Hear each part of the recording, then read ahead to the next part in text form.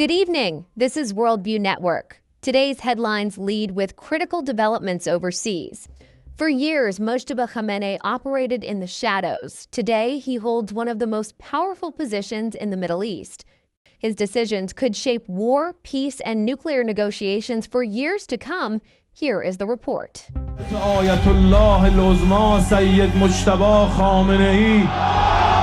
Somebody takes over who's as bad as the previous. The shadow leader of Iran. For years, the world barely saw his face. No interviews, no speeches broadcast across global media, almost no public appearances.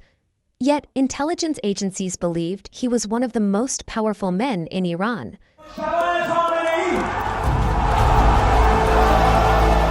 A man who quietly built influence inside the country's military, politics, and religious institutions. And when his name finally emerged as a possible successor to Iran's supreme leader, it immediately caught the attention of world powers. Donald Trump says he's not happy with the appointment of Mojtaba Khamenei as Iran's new supreme leader. I would say that would be about the worst. Former U.S. President Donald Trump openly warned against such a future. Because while many ordinary people knew little about him, agencies like the Central Intelligence Agency and Israel's Mossad had reportedly been watching him for decades. His name is Mojtaba Khamenei, and some analysts believe he could one day become the most powerful man in Iran. But to understand why this mysterious figure matters so much today, we need to go back almost 50 years, to the revolution that transformed Iran forever. In the late 1970s, Iran was ruled by Mohammad Reza Pahlavi, the Shah. At the time, Iran was one of the wealthiest countries in the Middle East. Its oil wealth made it strategically important to the West. But inside the country, frustration was growing. Many Iranians believed the Shah's government was authoritarian, corrupt, and too closely aligned with Western powers. Protests spread across cities. Religious leaders, intellectuals, and ordinary citizens joined the movement. And leading this revolution was a powerful cleric living in exile. His name was Ruhollah Khomeini. In 1979, the impossible happened. The Shah fled Iran, and after decades of monarchy, Iran became an Islamic republic. Khomeini returned to Tehran as a revolutionary hero. Soon afterward, he became the country's first supreme leader. A new enemy. But Khomeini's rise alarmed many global powers. Unlike many leaders in the region, he openly criticized Western influence and American foreign policy. His speeches often challenged the United States directly. This tension quickly reshaped geopolitics in the Middle East. Then, just 1 year after the revolution, war erupted. In 1980, Iraq, under its new leader Saddam Hussein, invaded Iran. The invasion triggered one of the longest and bloodiest conflicts of the 20th century, the Iran-Iraq War. For 8 years, the two countries fought brutal battles across deserts, cities, and mountains.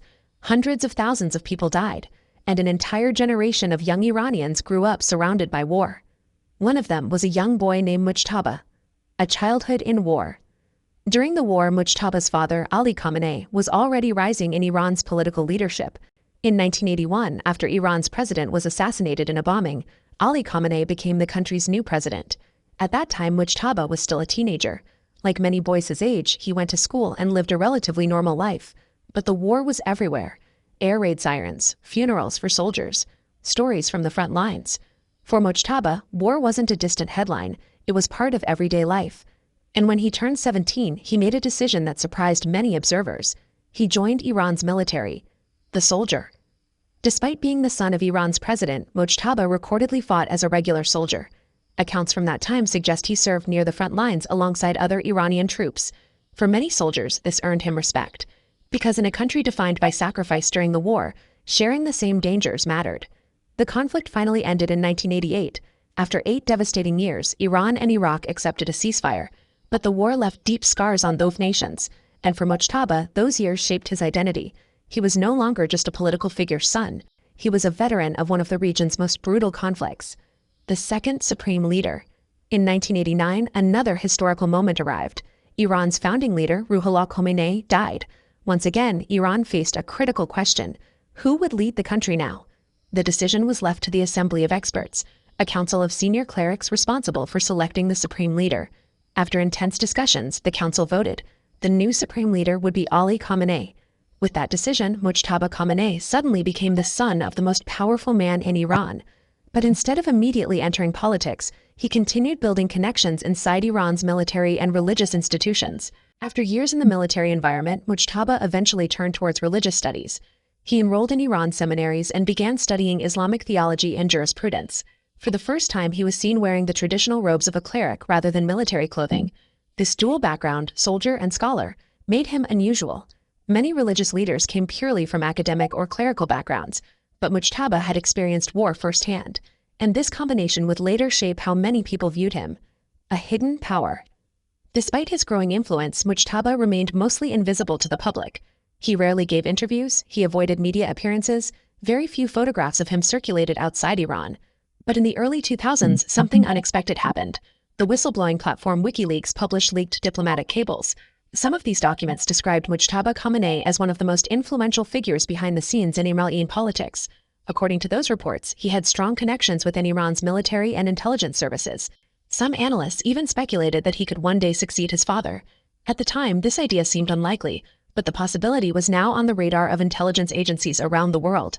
The nuclear question. Meanwhile, tensions between Iran and the West were rising. The United States accused Iraq of developing weapons of mass destruction, leading to the 2003 Iraq War. After Iraq, the tension increasingly turned toward Iran's nuclear program. Washington and its allies suspected Iran of pursuing nuclear weapons. Iran denied the accusations. Inside Iran, scholars debated what the country should do. Some believed nuclear weapons were necessary for national security. Others argued they were morally unacceptable. Finally, Supreme Leader Ali Khamenei issued a religious decree. Nuclear weapons, he declared, were forbidden in Islam. The debate didn't completely disappear, but the official policy was clear. Iran would not build nuclear weapons. Sanctions and pressure. Despite these declarations, tensions with the West continued. Economic sanctions were imposed, diplomatic confrontations intensified. Israel repeatedly warned that Iran's nuclear program must be stopped. As pressure mounted, analysts began paying closer attention to Iran's internal power structure, and one name kept appearing in discussions about influence inside the country: Mojtaba Khamenei. Though rarely seen publicly, many believed he held significant influence within key institutions. The man in the shadows. Today, Mojtaba Khamenei remains one of the most mysterious figures in Iranian politics. Unlike many world leaders, he has built his reputation largely behind closed doors. Few speeches, few interviews, almost no public media presence. Yet his name frequently appears in political analysis about Iran's future leadership. Supporters see him as a loyal defender of Iran's revolutionary system. Critics worry that his rise could strengthen hardline policies. Either way, one thing is clear. If he ever assumes the position of supreme leader, it would mark one of the most significant transitions in Iran's modern history. For decades, Mojtaba Khamenei has existed mostly in the shadows. A soldier in wartime, a student of religion, a powerful figure behind the scenes, and possibly a future leader of Iran. But the question that remains is simple. Will he step fully into the spotlight, or remain the most powerful man few people have ever seen? Who do you think is winning the war? Do you think the war is getting out of hand? Let me know. Thanks a lot for watching. I really appreciate your support. Join the discussion in the comments below. Let me know your thoughts.